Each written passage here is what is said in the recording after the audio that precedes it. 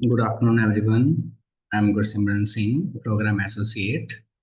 So, welcome to today's session, Rising Air Crisis, Exploring Solution for Sustainable Future. We will discuss the main cause of rising air pollution, uh, explore practical solution, and review policy to improve air qualities. So let's work together to raise awareness to find effective way to create a cleaner, healthier environment. And now I would like to invite the moderator of the day, Mr. Mohammad Rafuddin. Mr. Mohammad Rafuddin is a skilled expert with clean air, climate risk teams at this council. He works on creating data-driven strategy to improve air quality in Indian cities and addressing the impact of climate change on Indian renewable and energy resources. And now, welcome, sir. Over to you. Thank you very much. So, thank you for organizing this session, Spear News. So, we have our esteemed guests with us. Today's guests are Professor Anil Kumar Gupta, who's from ICARS. I was a founding, he was the principal investigator and CEO of ICARS IITR and NIDM, and he was formerly the head and director of the Institute of Environment and Development Studies from Delhi University. We also have with us Dr. Rohini Vadhavan, who's a healthcare professional with experience in strategic management, donor relations, and project oversight. She's currently the Assistant Director of Donor Relations at Doctors for You. And we also have Dr. Pallavi Saxena, who's an Assistant Professor in the Department of Environmental Science at Hindu College. And she has over 14 years of experience in the field of air pollution, especially and she's contributed extensively to scientific reports as well as high-level discussions at COP 28.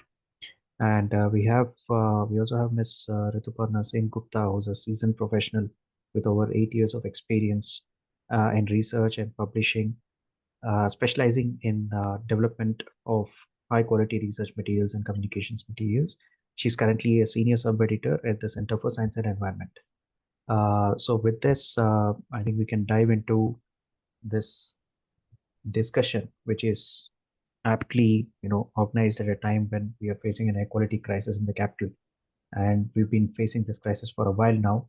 Although a lot of solutions have been proposed, we are not really sure of what next to do to arrive at a solution that can actually help us overcome this crisis. So I'll start with uh, Dr. Anil Gupta. So, sir, first of all, I would like to understand, as far as the air quality crisis in Delhi is concerned, what do you think are the major causes of this crisis? Thank you. And once again, my compliments to this Sphere India and this team, which has taken this very important topic for this discourse. While today there is little good improvement in the air quality that we temperature has also increased and the ambient and the weather is better. But air quality crisis in Delhi has become like a permanent issue for past 10 years or so. So the discourse on air quality should not stop unless we have a stable and permanent solution. There are 4 or 5 points I would like to briefly touch upon, and I'll go in the form of a cycle. And so first thing is contributors. I think there is a significant need to have a relook at the contributors of air pollution. especially what percentage of contribution is from what sources. To my understanding, we are still missing some sources, and we are not able to capture those significantly in our air quality monitoring systems. That is very important. For example, this particular region, Delhi region, which is a different kind of airshed characteristics, and we would agree that whenever there are dust storms in the Indian desert, then also the dust storm finds a way towards Delhi NCR region. We should link this understanding to these kind of phenomenon, that even without significant sources of air pollution, there are natural dirt conditions which are flowing from other sides towards Delhi. So this place has a sink kind of a geophysiography. Second thing, there are other lateral components like the solid waste conditions in Delhi. And I think degradation, biodegradation, and other kind of degradation, weathering of these materials then makes a huge amount of particulates also to be airborne, and that contributes. While this percentage may be quite lesser than other major contributors, but that is adding, and that is contributing to this kind of things also. And particularly in winter season, when the air turbulence is very, very low, that may have this contribution may be little significant also. So we need to have a fresh understanding about this thing. Second thing, when we talk about the air pollution sources in Delhi, so vehicular pollution is one thing. And within vehicular pollution also, for example, now we have this approach of GRAP 3 and GRAP 4, and which also gives some good results also. But that also needs further improvement, because what kind of diesel vehicles, even if we just talk about the age, that would also not give a correct picture, because different kind of vehicles and different maintenance levels of the vehicles. For example, Sir, this. sorry, I just have to interrupt you at this moment because some participants online are saying that they cannot hear. So I just want to confirm from the room if sir's voice is clear or. Hello, is it coming? I mean, I can hear your voice, Yes, but yes, I. it is audible. Okay. So you're Okay. audible. So Okay. Professor, it is maybe audible. with some Okay, please go on, sir. participants. Please go on. Yeah. Okay. So I would not take much time. I will be brief, but I just wanted to tell that a general kind of imposition of the general conditions would not give the correct results. For example, the diesel vehicles with a particular number of years, maybe certain vehicles with a particular number of years are very good maintenance conditions, and these are not emitting significant pollution. But some vehicles, even if in a lesser number of years, maybe in a bad shape of maintenance, and particularly these three-wheelers and the loaders and these kind of vehicles, which we see particularly in the peripheral parts of the country, parts of Delhi, and these are also allowed on some specific times, or when the GRAP is revoked. So I think these are also the things. Another thing, when we talk about air quality index, when I did my research, and in fact I got the Young Scientist Award also for that particular work only by the Department of Science and Technology. I had created a new better indices that I called the regional air quality index.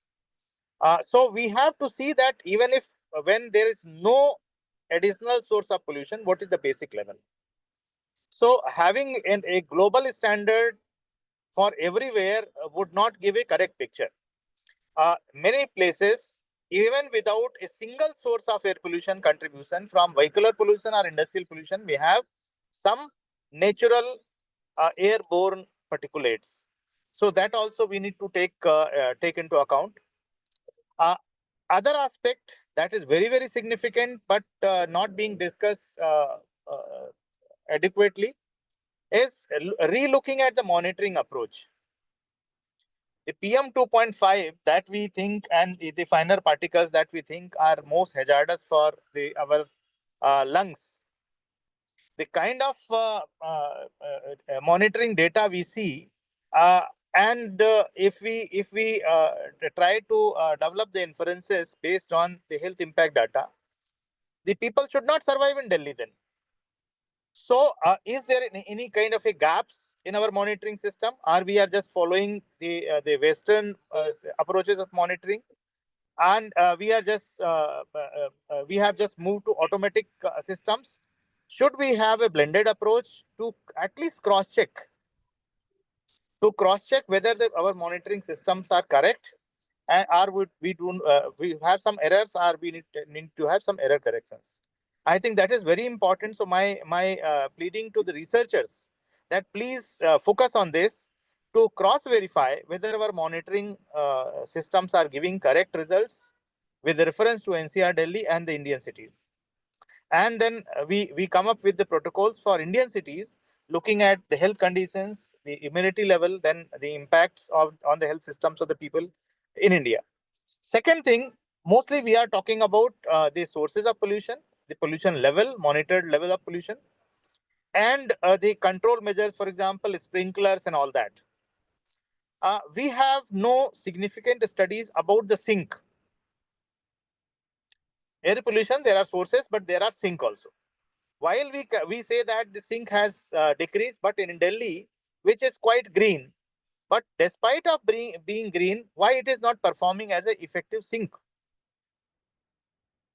So what kind of plant should have been better planted? So making Delhi greener city is one thing, but making Delhi have a better air pollutant sink is something else. What kind of the leaves and what kind of canopy? So most of the trees in Delhi are having small leaves or leaflet kind of structures, not the broad leaves. So I have just one clue that there should be some significant research, because the broad leaves allow significant this thing surface for the particulates to deposit. So different kind of pollutants, different kind of sinks are required. So should we relook at this kind of compositions? The third dimension, I will come to that. That is about basically the air pollution. Much of the discussions on air pollution in Delhi is brought by some specific lobby, which are having interest in selling some specific type of instruments, promoting some kind of gadgets. I am not directly questioning, but there should be questions also. We should also look at what are the facts and how the things have to be relooked in that light, so that a correct picture is presented. And then we start looking at this air quality crisis in Delhi. And the fourth point, that air quality, the sink for the air pollution and the water body, both also have significant linkage. We seldom discuss about the water bodies, their significant contribution to controlling air pollution. That is seldom being discussed. There are a lot of wetlands, more than 300% of wetlands have lost in Delhi. More than 700 wetlands were there in Delhi as per the ISRO records, and now there are much lesser than 100 even, the NCT Delhi. What is the implications on the air pollution sink potential? So these are few points which I would like to bring. And then how do we, the final point, that how do we create a significant level of awareness in each and every individual of the society? Just being this topic talked by some the educated people, some media persons would not suffice. So it should be a movement where each and every individual becomes so responsible, whether he is riding a bike, whether he is riding an auto, whether he is a taxi driver, or whether any person who is throwing any garbage anywhere. So there has to be a holistic focus on environmental cleanliness in NCT Delhi and other cities. And I think that will, though these are few points from my side, and some points for the reflections from by other the speakers of the day also. So thank you and for inviting me. I'm sorry, as I am traveling, I am in a cab. I have a flight to catch. So in between, I want uh, proper. But hopefully, I could communicate the points which I want to say. Thank you very much. Thank you, sir. Thank you for that. Thank you for comprehensively covering the sources of air pollution in Delhi, especially raising the point that there are many sources in Delhi which are not really understood really well. For instance, if I have to give an example, then biomass burning in winters for heating, we don't really know the extent to which that is a source, although there are various studies that say that it contributes something between 10 and 20% of Delhi's PM And 2.5 load. one important point I missed. Yes. We seldom talk about indoor pollution. For health point of view, indoor pollution is even much more dangerous. But there are very less research in India and especially for NCT Delhi. And we need to have significant work on the indoor air pollution also, where in fact our deodorants, our the cooking and many things also contribute significantly. So this I wanted to De- Definitely. Indoor air pollution, especially uh, from cooking, especially, is one of the largest sources of air pollution in the country. But now I'd like to invite Dr. Pallavi Saxena to come in. And so, based on the sources that have been mentioned so far and the difficulties in tackling them, what sort of policy interventions do you think will be needed for air quality management? Given your expertise both in academia and also on the policy side of things, could you give us an overview of the policy interventions that can help us tackle the equality situation? I would like to highlight some points and then I will continue with my 5 to 10 minutes presentation. So the policy interventions has a big role in combating the air pollution. As Professor Gupta rightly said, that there are basically two major broad sources of air pollution in Delhi, and they are anthropogenic and natural. So anthropogenic sources are basically being taken into very much consideration because everybody knows that they are being coming from traffic congestion, from industrial activities, from domestic activities. But there is very less focus on the natural sources. The natural sources are basically the dust storms, the resuspension of the dust from the roads. And also there are some trees which are being emitting the volatile organic compounds, and they are called as biogenic volatile organic compounds. So these biogenic volatile organic compounds then contributes to the formation of a very important air pollutant, and that is called as tropospheric ozone. Now, there are two types of ozone. One is stratospheric ozone, which everybody knows. That is the ozone layer, which protects us from UV rays. But there is another pollutant that is called as tropospheric ozone, and this is a bad ozone in a layman language. So it is a secondary air pollutant, and its main precursors are NO2 and carbon monoxide and volatile organic compounds. So while doing the plantation in the city, I would like to highlight this point. Everybody is saying, okay, afforestation should be done. But in India, there is a need to have a proper green belt plantation program, so that there should be a proper screening of the plant species on the basis of the biogenic VOCs emissions. Whether we are planting that particular plant, maybe it's very tolerant, but we haven't, checked by the analysis, by the chemical analysis, that whether that particular tree is emitting high biogenic VOC or not. If it is emitting high biogenic VOC, then it directly contributes to the tropospheric ozone. And tropospheric ozone is very much harmful for the human health because it leads to respiratory diseases.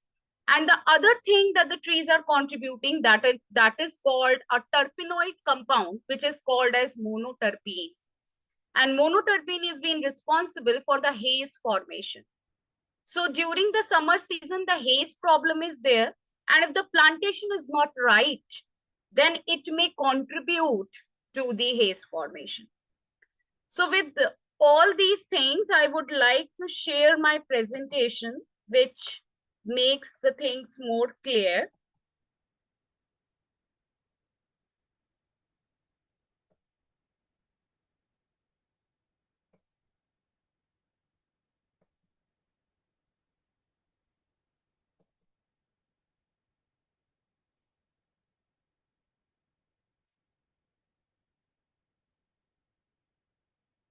I hope the screen is visible. Yes, it is. Yeah. So there are many issues in the capital city of India, that is Delhi. So the first that is very much been, popular in the newspapers, everybody's know, that is crop residue burning, abbreviated as CRB. So this is our team's 2 years back it was published in 2021, and it was the first paper in India which has been highlighting that the crop residue burning is not only the issue during the winter season, but it is also an issue during the summer season. So during the summer season, when the Rabi crop, that is the wheat harvesting, has been done, then there are more fire counts that you can see in the plots of the MODIS satellite, where you can see there are more fire counts in the Rabi season as compared to the Kharif season. And if you see the points, the FRP, that is the fire radiative power, that is fire radiative power means fire intensity. Then you find that the fire intensity was found to be more during the Rabi season as compared to the Kharif season. So during the summer season also, the CRB issue has to be taken into consideration. So during the summer season also, the air pollution is very, very higher, particularly of particulate matter, that is PM 2.5, then nitrogen dioxide. So these are the two main pollutants which are being contributing from CRB during the summer season, and also due to the dust storms. So the high split plots that you are being seeing on the 3-day NOAA high split backward, these are the trajectory analysis that we have taken from the NOAA high split model. And there you can see very, very clearly that during the Kharif as well as the Rabi season, that is during the summer season and during the winter season. So the air masses are being coming from the different regions of Punjab, Haryana, UP, and even from Pakistan and Afghanistan also. Now So, there ma'am, is another, one question. So, because we are short on time, but crop residue burning obviously is one of the largest, contributors to Delhi's air pollution for a few weeks in winter and also in summer, as you rightly pointed out. So, for the benefit of the people here, if you could list what policy intervention, like one or two policy interventions that you think will actually help us overcome this particular problem, that'll be useful. Yes, actually, I want to make some background and then I come to the policy. So Okay. that's why I'm taking 2-3 slides to have a background for the participants rather than directly rush into the policy. Right. So the second thing that has been there in the thing, that is the carbonaceous aerosols. So there is a formation of secondary aerosol formation, and that is during the foggy days as compared to the non-foggy days. And this carbonaceous aerosol has a great contribution in the smog formation. That is always a problem during the winter season in Delhi. That is organic carbon and the elemental carbon, concentrations are very, very higher due to the biomass burning, due to the coal burning, and due to the wood burning. There is a very another point that I want to make a highlight, that during the night in Delhi, the air pollution is more, especially of the particulate matter, because of the trucks that are being going on in the Delhi every night, and the rush hours are from 8 to 10 in the morning and 6 to 9 in the evening. So the trucks basically have the diesel, And the diesel is very responsible for the emission of particulate matter, black carbon, and also the soot formation. So for all this, the policy intervention goes to, there should be a urban green space, and that would be the clear for the air pollution mitigation. So what should be the structure of the building? What should be the canopy size of the plant that you are being taken? Okay. What should be the leaf area index? So that things the policy makers and the scientists should be taken into consideration. This is one of the latest, paper that has been published in one of the book in Springer, that what are the impacts and the responses of particulate matter pollution on the vegetation. And there you can see a table that where you can see the vegetation characteristics, that the canopies of those plants should have a large surface area. And if they have the large surface area, then they allow more and more deposition of the particulate matter. And trees can create more turbulent mixing as compared to shrubs and herbs. So if we are, have the green belt plantation program, then we should prefer more trees rather than the shrubs and herbs. And that should be of, very high canopy and a large leaf area index. And moreover, the foliage characteristics of the leaf structures are like that. They should have a waxy layer. So if the waxy layer is there, then they are able to trap the particulate matter more easily as compared to the other trees. And obviously, with respect to the volatile organic compounds, that trees should emit very less VOC so that it will not create to the contribution of tropospheric ozone and other, pollutants. Now, this is a very recent project that has been going on, and it has been leading by me. It is an international project, that how we can enhance the urban green spaces in Delhi and how they can contribute more for the mitigation of air pollution and, climate change. So this project is being going in collaboration with United States Forest Service, and there we have taken the US models and simulating in the Indian origin. And we are taking the different parks and different biodiversity parks and ridge areas in Delhi. And we are, doing the experiments. We are applying the applications of that model to select those trees for the green belt development, which have huge capacity for air pollution and climate change mitigation. So if I talk from the India policy context, that what India has done so far for the mitigation of air pollution, then the central government has released the draft of National Forest Policy. They have different programs like National Afforestation Program, Green India Mission, Compensatory Afforestation Fund Management Planning Authority.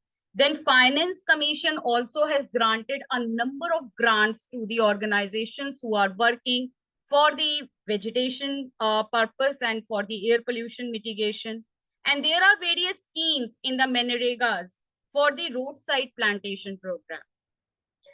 So for the better city planning, the India Smart City Mission and the Amrut schemes are also being focused on creating sustainable urban habitats so that our urban areas should be, climate friendly, and they should be free from the air pollution. There should be reduction in the air pollution at all.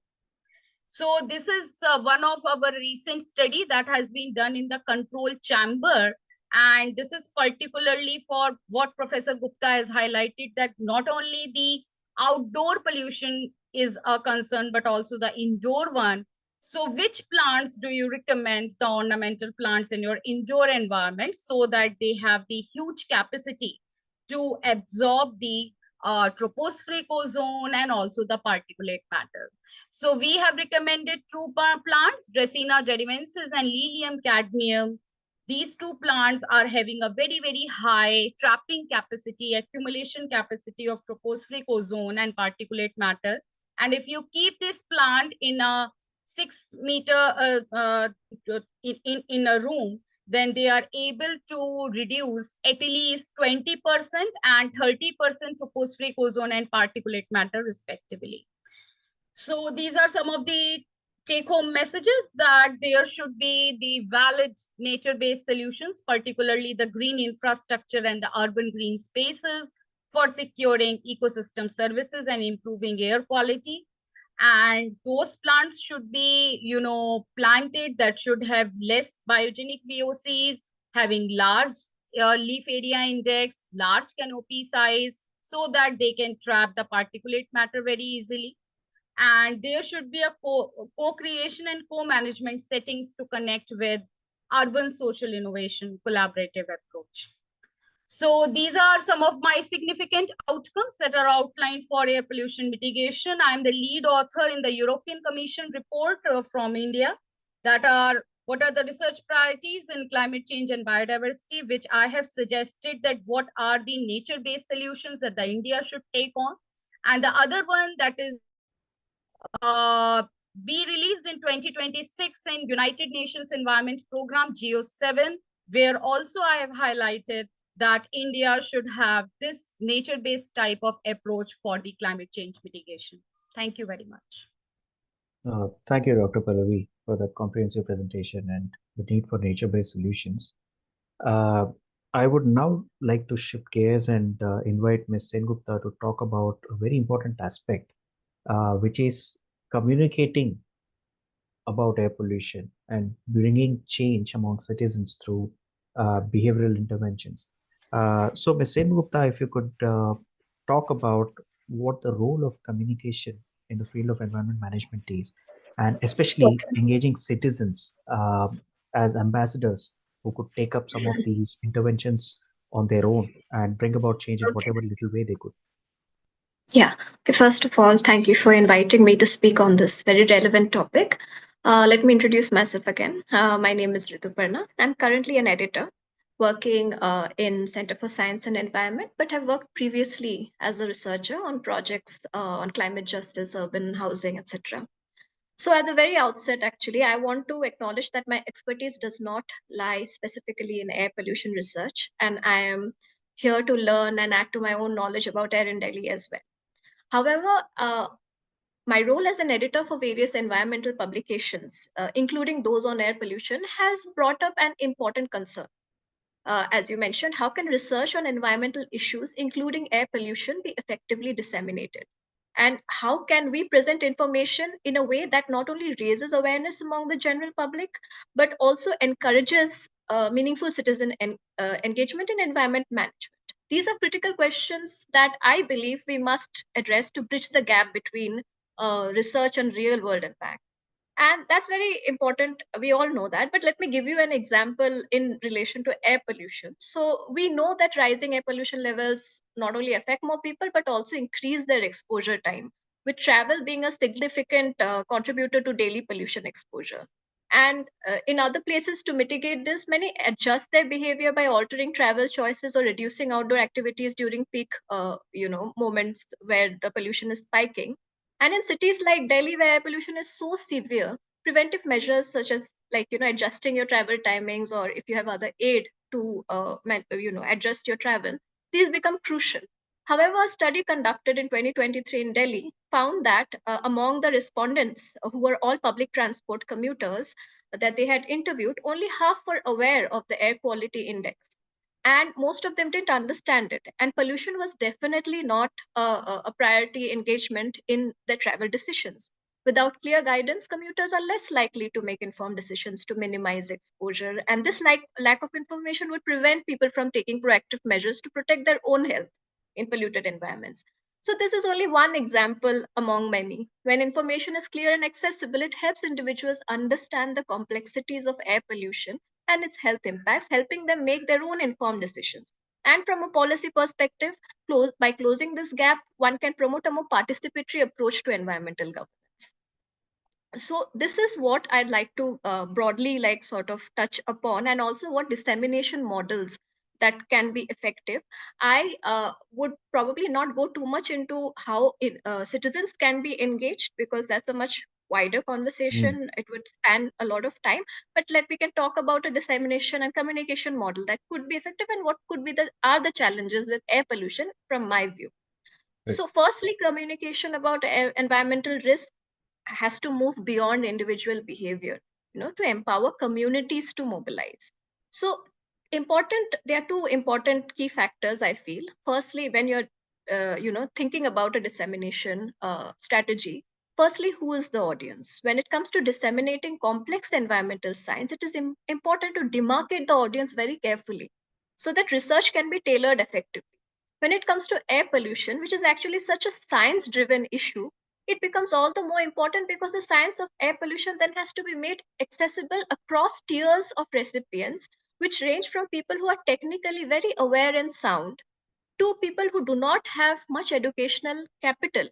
And then we go to children who are just starting out in their understanding, and of course, everybody in between. Secondly, it is important to be clear about what the knowledge and information being disseminated is to be used for. Is it to be used for advocacy? Is it used to be used for spreading awareness? Is it educational purposes, or is it sensitization? For example, if spreading health awareness is the goal, then the whole conversation about air pollution will have to start from the standpoint of the pollutants. Which pollutant and particulate matters are affecting health in what ways exactly? Who are the most vulnerable people to whom this is going to concern? So these are things, the conversation has to be from that viewpoint. Likewise, if we are talking to children about air pollution, we probably ought to draw broader connection between air pollution, climate sciences, and also root them in real life issues that you know they will understand. So these particular things have to be very clear. So in relation to these points, actually, as a research based advocacy organization like Center for Science and Environment, where I work, it has an excellent multi-tiered dissemination model. So we do know the CSA has played a very important role around air pollution, the conversation in Delhi, and specifically. So CSC, like many other organizations, produces highly technical reports. The audience of these reports are government departments, policymakers, others. These reports are written with a high level of technical expertise. So overall, if you're looking from my standpoint as a publisher and editor, the goal is to make the reports clean, succinct, comprehensive without tampering so much with the content. However, again, then we have CSC's Down to Earth magazine, which basically is a public dissemination medium, which not only breaks and condenses these very technical reports into articles and stories that updates the general non-technical reader, but it also has its own team of journalists who's doing in-depth reportage of various other environmental issues as well. From an editorial publishing point of view, this kind of content then has to be again tailored accordingly, bringing the data technical aspects to sort of simplify it and make it more accessible to the general reader. Then again, there is DT's Young Environmentalist Initiative, which brings together children, teachers, parents to promote environmental awareness. There's Gober Times Magazine. It's an excellent platform that uses different mediums such as storytelling, comics, master classes, etc., to simplify and break down, uh, to make the complex environmental science to something that can be ingrained into a child's everyday educational awareness. So this kind of a multi-tier dissemination model. Through it, you can reach a wide range of people, and also you can, sort of disseminate research at various tiers. So this kind of a dissemination model, like, sort of makes it easier to be more inclusive and also to play with your research in a certain kind of way to test it uh, according for various audiences. So that's one thing. But again, when it comes to air pollution specifically, as a person from in publications and communications, I do believe, and I don't know much about air pollution to be like the technicality of it, but I do believe that there's certain challenges as well when you want to target or when you want to formulate communication strategies. I'll just touch upon, I'm sure there are other people, more learned people who know a lot about it, but I will just touch upon a few that I feel are important. I feel a lot of fragmented information about air pollution is floating around out there. The, you know, the conversation around air pollution is sometimes hyper localized to cities, and also it in that way it reflects in how, when, and what timings discussions and conversations about air pollution peak and recede in the year, like how when publications and webinars, conferences are at a peak, and when then they recede and they take a back uh, chair. But air is everywhere and it doesn't have boundaries, and it certainly is a year round issue. And also, as Professor Anil said, that the causes and sources of air pollution need to be identified properly also. So the general public becomes more aware of what really is the situation. Due to fragmented information, there's also a lot of misunderstandings in attributing the effects to the causes. The approach has to shift from a city centric approach to a more region based and airshed approach, even so that people become really aware of what questions to ask. You know, the public knows what they can ask people, and also like communication is a huge, strength when you are looking at how you participate in the electoral process, what kind of questions you are asking people who are deciding for you. So, it goes from just thinking, oh, I'll leave Delhi, oh, Delhi is a problem, won't solve the issue and all. You can really understand what the right questions are. Another main concern is that air pollution is such a technical science. In many ways, I feel for a layperson, it is the science of the unknown. You know, we all know that air pollution is harmful to us, and it has been leading to increased incidences of chronic respiratory issues and cancers and all.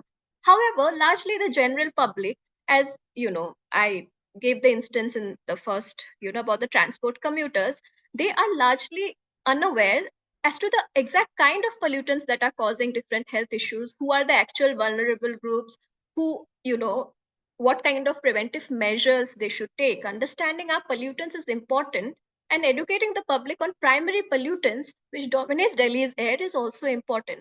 But then how do you do that? I just want How? to hold your thought here and want to Yeah, ask you, because you said air pollution is a fairly technical subject, and yeah, we need some sort of a communication, a dissemination mechanism which speaks to a correct. region instead of city. I just want to highlight a couple of examples that the government of India has done in the past. Like for instance, Hmm, the polio campaign, the TB correct, campaign, or the correct. Swachh Bharat Mission campaign. Now, all these are technical subjects in their own right, but the impacts of these diseases or these behaviors have been communicated, I would say, fairly well to the citizens. So, do you think Very well. a Yeah. campaign like this for air pollution that spans maybe the entire country, or at least to begin with, Delhi and the surrounding regions, an aggressive communications campaign, do you think that Yeah, will really help? exactly. Definitely. I feel an aggressive, because when we talk, as you mentioned about Swachh Bharat, like it has been effective, because people know about it, people talk about it that way. Effective in the sense of awareness, like what it actually means, what is the end goal of it. I definitely believe that it will definitely help, but also I'm saying that when it comes to communicating technical science of air pollution, all, it is not that there has not been a lot of advancements, like, it is difficult to communicate the technological aspect of, like, oh, this is the pollutant, this is the particular, this is PM 2.5, this PM 10, NO2 and all that. It is difficult. And real time monitoring of AQI is important to make people aware of their own air. And there are many, like, that is where data visualization comes in. There have been so many ways, and data is now being visualized and displayed, like there are interactive ways. There are apps such as Suffer, which provide color coded AQI updates and personal health advisories and all. They are all interesting and important ways to make complex data a little more accessible and interactive to the layperson. However, now it's the last point. A key section of the population, those are who are marginalized and vulnerable groups, such as, say, people who do not have a lot of technical and educational capital, informal workers, homeless people, who are inadvertently excluded from this vital information. This is a problem. The limited reach of communication is actually a problem. Most of the dissemination strategies are geared towards educated, literal, and technologically forward people or educated people. However, certain sections of the society may not have access to these knowledge resources, although they may be the most affected and the most आपको exposed. उस पे दे दें आपका Communi- sorry, Sorry, is requesting everyone to mute. so communication strategies have to use data and information to formulate ground up strategies, and it's not like something India has never done. We have had, like, public messaging, government, there has been, we have history of that, but ground up strategies are not just top down. How can information be made accessible to the most vulnerable should be an active engagement. When we talk about citizen engagement, we cannot just mean the educated upper and lower middle class. For everyone to engage in policy compliance, advocacy, asking the right questions, the strategies must first engage with everybody, because in this context, knowledge is power. So hence to conclude, I would say to enhance communication impact, we have to keep in mind a few things. First, evidence-based messaging. Using reliable data and center staging the voice of experts, scientists, health professionals, and researchers in one's communication strategies. As a communication person or person working in editing, it is important that we become a conduit or a medium who can translate and effectively. So therefore, we have to first educate ourselves. We cannot just think in terms of how much visibility and all that. If we are to be accountable and responsible communication people working in development and environment, then we have to understand the importance of this dissemination. And then using the right, most impactful communication tools, be it reportage, be it television, radio, social media, data visualization. We have to see what communication tools should be employed for whom. And then targeting audience from all strata. Strategies should employ well-rounded and multi-tiered communication strategies, and it should have, like, we should always also think who are the most vulnerable, who are the most marginalized. And then comes partnerships in communications also. So sometimes you may have a communication strategy, you may have something, but it may be not reaching the most vulnerable and marginalized. That is when there's so many grassroots organization who do have access, who have worked for so long. You partner with them, and then through them you get access and you are able to reach out to them. So yeah, so basically you use these different multi-tiered communication tools, and then you facilitate a call for action and put pressure from various stakeholders to the right people. So yeah, basically Yeah. this is it. So I think this is what can be a communications approach, and how we can look at and understand how dissemination models, when it comes to such a tricky and such a complicated thing as air pollution, how can we approach it? Yeah. Yeah, thank you, Thank Ms. you. Gupta, especially the point on collaborative communications, collaborating with other partners if you can't reach the audience that you intend to reach, and also Correct. for a call to action as far as air pollution's messaging is concerned, to go beyond the narrow lens of focusing it only on the cities, to move it beyond cities to maybe a regional or national level. I think those are very interesting points, and especially the points on data visualization, because I believe a lot of these folks, including us at CW, we've worked on data a lot. We also have experimented a lot with data visualization. I think Correct, and it is a very interesting. Simplifying it to a great extent while also keeping it effective is obviously a challenge, but something that's emerging as a very nice field of research. Correct. So thank you for your points. Thank you and so now much. I invite Dr. Rohini to talk about something that perhaps impacts us all, that is the impact of air pollution on health and the strategies to mitigate air pollution's impact on health. So Dr. Rohini, over to you. Hi, good afternoon. Good. Am I audible? Yes. Yes. Okay, excellent. So thank you for the invite. Really, really good topic. Very pertinent, especially since we're sitting in Delhi. But it's not just Delhi. I was looking at air pollution stats, and when you look at data from 2024, the top, if you look at the most polluted cities in the world, the top 14 out of 15, the top 14 out of 15 polluted cities were in India. If you go further, all the way down to 150, I think we occupy 145 out of the top 150 most polluted cities slot. It's a scary accomplishment, for lack of a better word. And and the speakers today, thank you also for inviting me, because I've learned a lot. And the speakers today, we all, what I also see is there is so much expertise that we have. Thanks, Fear, for pulling together people from different arenas. We have so much expertise at our fingertips. We also have great models. There's the Indore model, there's the Beijing model. Beijing used to be like Delhi, a couple of decades ago, and they strategies that they implemented over a decade have pushed them off that very shameful slot of you being on top of the air pollution chart. And so if they can do it, so can we. So I'll just talk about health impacts. I have a presentation here, so we can move on. So basically, we all know a lot about health pollution. So I don't, even though I have a lot of slides, they're very nice and colorful, and I thank my team for putting them together. I won't go into the details because a lot of this and better has been touched upon, and much in a more detailed and a much more practical way with some of the other speakers. So I want to talk about one, first, it affects both health and livelihood. So air pollution is just the contamination of the air, and there are different contaminants, which results in, if you've seen different charts, air pollution, the rating being everything from 150 to 550 or 1250, and you're like, okay, what is, when we talked about the data being able to reach people, that's part of what are we looking at exactly.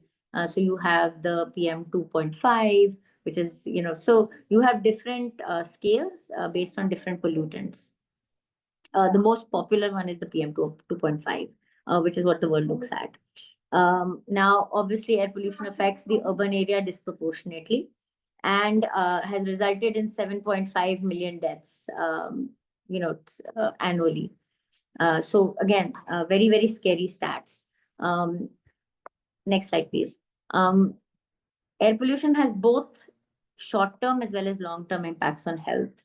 And, the couple of the previous speakers touched on this. So, obviously, first is your respiratory system. So increase in the incidence of asthma, childhood asthma, little babies being affected by wheezing and, breathing problems. But also then at the other end of the spectrum, chronic respiratory diseases in the elderly, which is why you'll see the advisory stay indoors when air pollution levels are very high, especially for the vulnerable. Then you have, affects your cardiac system as well. So again, increased incidences of strokes, ischemic heart diseases, which are blockages in your vessels, affect your cancers. Besides, the lung cancer, there are also every organ of the body associated with eliminating waste products, cleaning up, your blood for use by the body, again gets affected. So along with lung cancer, you'll see cancers of the gastrointestinal system, liver, the kidney, because all of these are purifying organs. So it has very real, tangible impacts on health, both short-term as well as long-term. Next slide, please. And again, again, a lot of the other populations have talked about, the speakers have talked about the vulnerable populations, and these guys get affected. So besides the children and the elderly, people who are homeless, people who have outdoor workers, right? And then obviously low income, just because they don't have access to, they may not have a well-protected home, a roof over their head. They do not have access to things like air purifiers. And, I'll talk about mitigation strategies and, how to keep yourself safe. But that's, part of this. Next slide, please. So I'll skip over this. A lot of speakers have talked about how we monitor, air pollution. But here are some strategies that have been used. And these are community-based strategies. How do you, we can move on to the next slide, please. Thank you. So, a lot of so we used to talk, we still do, but, a few years ago, air pollution, if you saw, the rising levels were associated very clearly with, either, periods of stubble burning or festivals like Diwali, where, you have crackers. And so these strategies were like, acha, theek hai, crop burning nahi karo. Diwali pe crackers nahi karo, green crackers, drone shows and all of that stuff. But what we see now is we've reached a point where it's not just these rises that are associated with perceptible increases in activities that cause air pollution. There is this consistent, and so it's a sign, and there was always a sign, but here it's come to that point where you need systemic changes, and everything from afforestation and very specific. I love the strategies where you actually are very deliberate about what you're planting. Everything from that to strategies for how do you plan cities around greener policies and greener practices. So encouraging carpooling, public transport, renewable energies use, and all of that. So these are very important. But moving on to the next, I'm coming down to the health, which is what I want to do. Next slide, please. And again, industry and transportation play a big role, but we move on to the next slide. And again, just want to touch on this, that again, 3 levels. A lot of times it starts local, and the solution is largely local. So being vocal for local is not just a good shopping strategy. It's important for how we approach life and our community decisions, but also looking at regional interplays, and then obviously internationally. How does what happens on the other side of the globe impact us? And this is where the climate change comes in a big way. But I'll stay with air pollution. Next slide, please. So talking about Beijing, I mentioned Beijing. Now Beijing, if you look at the graph on the right, you can see the change in air pollution levels and the reduction. So what they did was they looked at it. It was for anything to succeed, you not only need systemic changes, but you also need change at the individual level. And so taking ownership of the problem, again, a lot of the speakers have touched upon this, is what can you do personally as well as socially, and also what can your governments do, but also motivating, again, being vocal, not just for local, but being very vocal, the voice campaign for cleaner air, making sure that your voice is heard, that you are sharing your expertise, making sure that it's influencing policy, it's influencing decisions. And when people stand on a platform, a lot of, right now, Delhi elections are going on, and, you hear about SOPs, free electricity, free water, free gas. I would like to hear about, free clean air. And so making sure that push, and I love that I'm saying this, but I'm sure I don't do enough myself, to influence that policy or that change. So making sure all of us, whether we, this is an area of expertise or not, as citizens, as people concerned citizens, as parents, as children of somebody who's old, as employees, as employers, know that this affects us on a very personal level.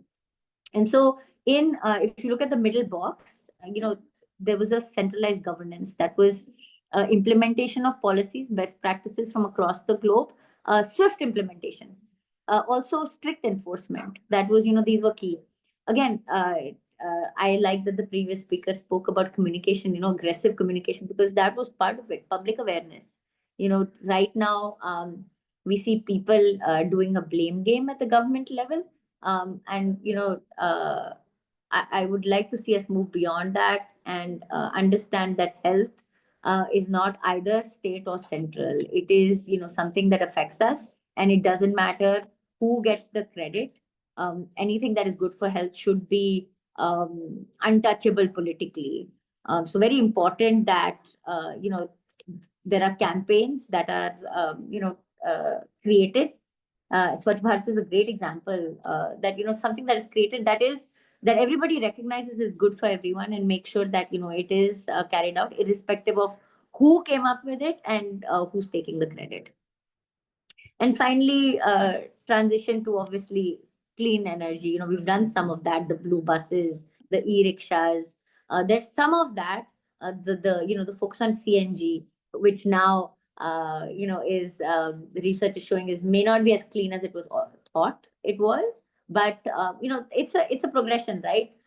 You can't get everything right at the same time, but it is important to try. Next slide, please. So I talked about these lessons already.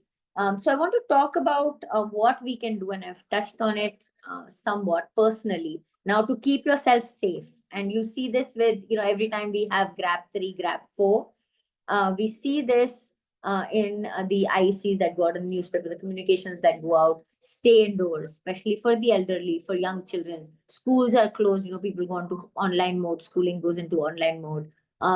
People asked to stay indoors, keep their doors shut. And so that's part of it. Now, everybody doesn't have that luxury, obviously. So making sure that, there are masks in use. It's a very easy, simple way to keep yourself safe. Making sure that an air purifier is used. They are very effective. Also ensuring that the filter in the air purifier is changed every couple of months. I remember checking ours and seeing that was black, and that was, I think 45 days in. So monitoring forecasts, keeping your family safe. Also, we talked about afforestation. So if you do, and exercise is important, you can't stay inside because then that leads to other health issues. So, green walks, forest walks are important, but picking the time of the day for those walks where, maybe a little bit of sunlight is streaming in, or, the pollution is a little lower. We talked about plants, and also so this is personally. So I talked about plants. Now I want to talk about social responsibility. And that's the last thing that I want to talk about is, and when I talked about the campaign for clean air. So making sure that, you're vocal, you're in touch with your local politicians, but also at, even at the RWA level, making sure that there's composting. At your workplace level, there is carpooling. So there's a lot of things we can do as individuals that together, drops in a bucket, might, push the needle a little bit. And along with, hopefully, the systemic change that comes at the government level, these discussions would be moot. Thank you. So I just want to ask you one question. Sure. You spoke a lot about communication and also call for action. I could see in one of your slides in the last one. So doctors as, change agents. So what can doctors across the country do, in your opinion, to bring attention towards some of these most harmful pollutants that were talked about? For instance, PM2.5, ozone and all. How can doctors influence policy change at the national level through some sort of collective efforts? So, I like the way you're thinking, and I haven't, thinking of doctors as a group. Actually, there's a lot of power that doctors hold when it comes to, and so, making, I would like to see three things.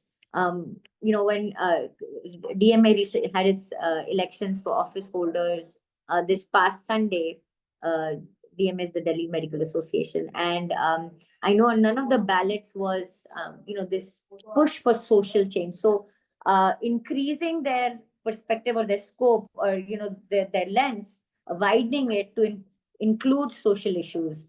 So that's the first thing.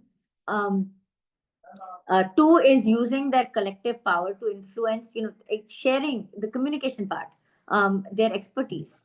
There are, and newspapers do this, right? They'll take a soundbite from a lung surgeon, or, they'll take it from, a chest doctor. But doctors themselves coming forward, banding together and saying, this is our, opinion piece. This is, what we should be doing. Just like some of the experts here have said, okay, this is what buildings need to look like. These are the trees. These are the features we need to look at. So that's two. And the third thing that I would like to see doctors do is stand for office. If they are, the one way to influence policy is from the inside. So, run for office, whether it's, in their RWAs or in their, medical associations, anybody that can influence the government or even government. I know some doctors who took their UPSCs and have, become bureaucrats. That's not everyone, but making sure that, at any level, making sure that they can influence policy from the inside. So these are the three things that I would like to see them do, us do. Very interesting points. Thank you, Dr. Rohini. So Thank now we open the floor for some discussion, so participants can perhaps ask questions to our speakers. So I have one request, whoever wants to ask a question, please turn your cameras on and introduce yourself very, very briefly, and then ask the question to the speaker that you wish to ask.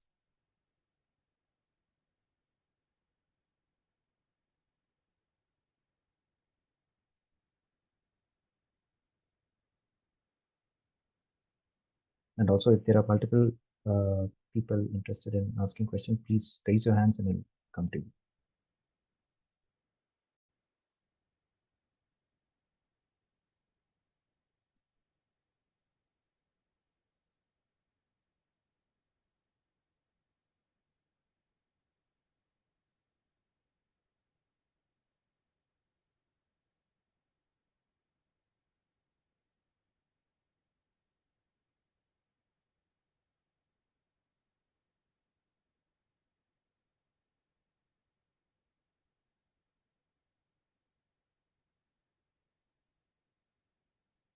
Okay, I guess there are no questions from our participants. So in that case, I'll hand it over to the SPA team. I'll probably invite Mr.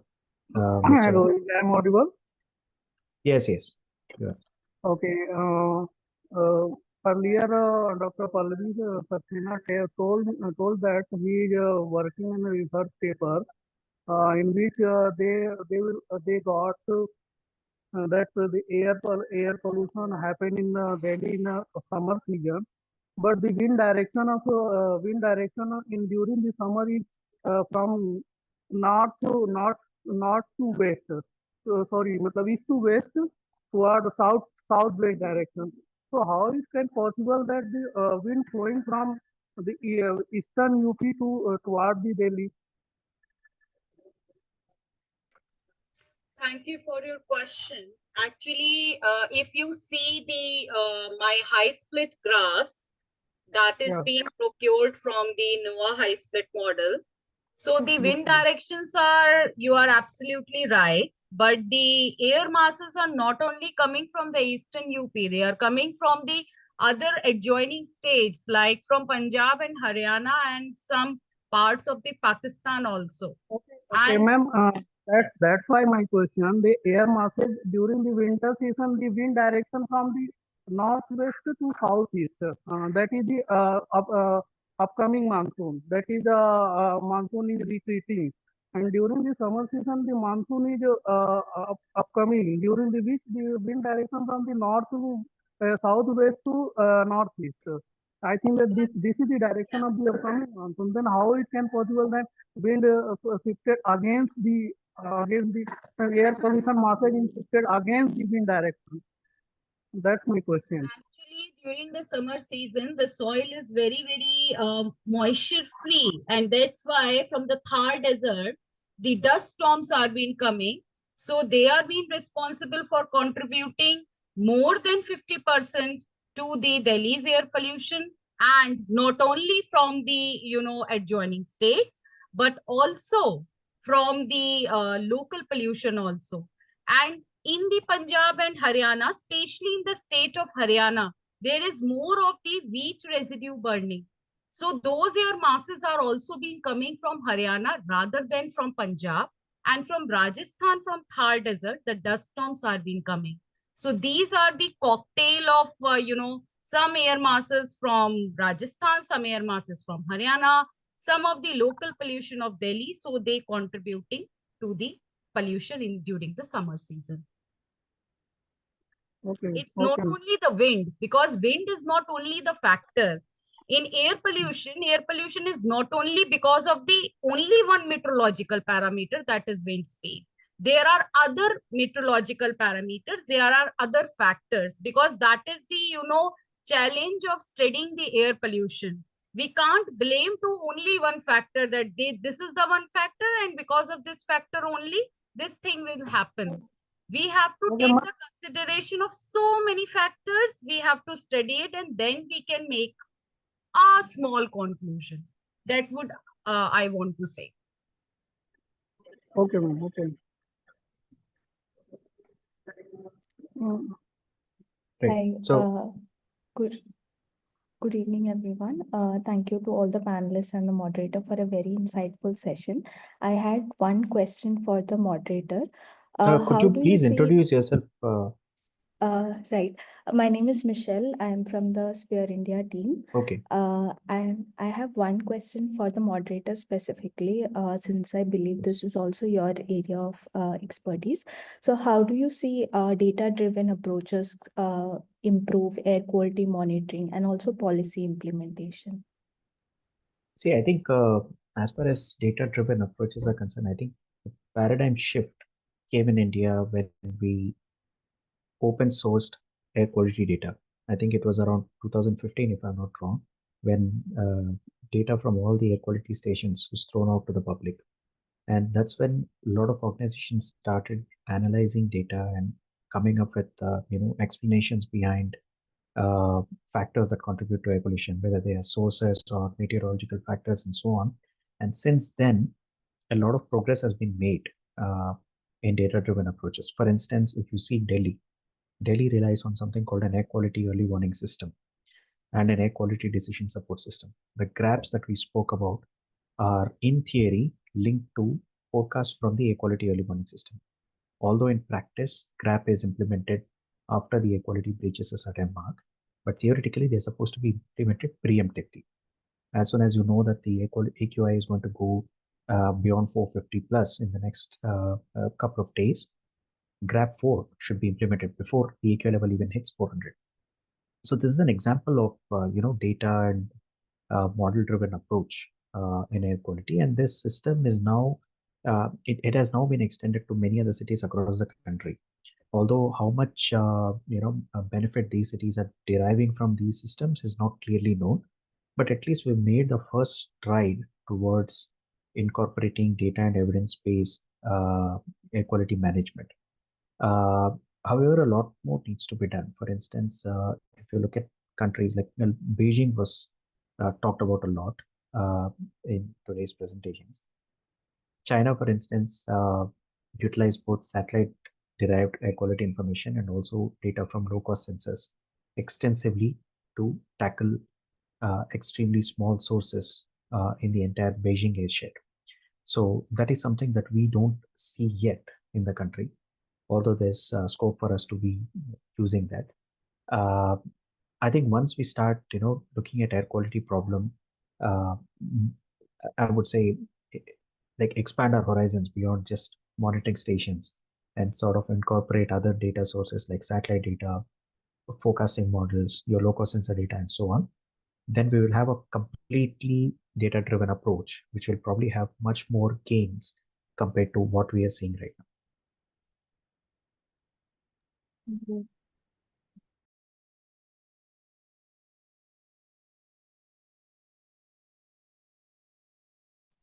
Any other questions?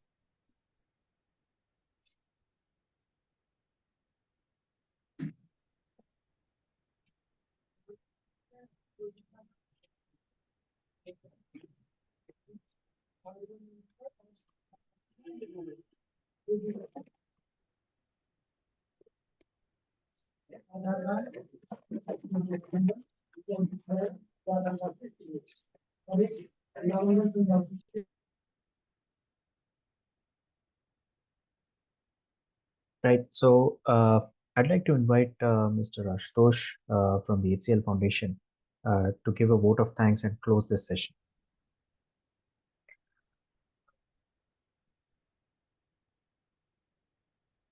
Hello.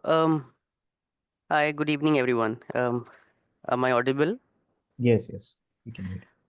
All right. Thank you very much. Such a nice session and very insightful, definitely.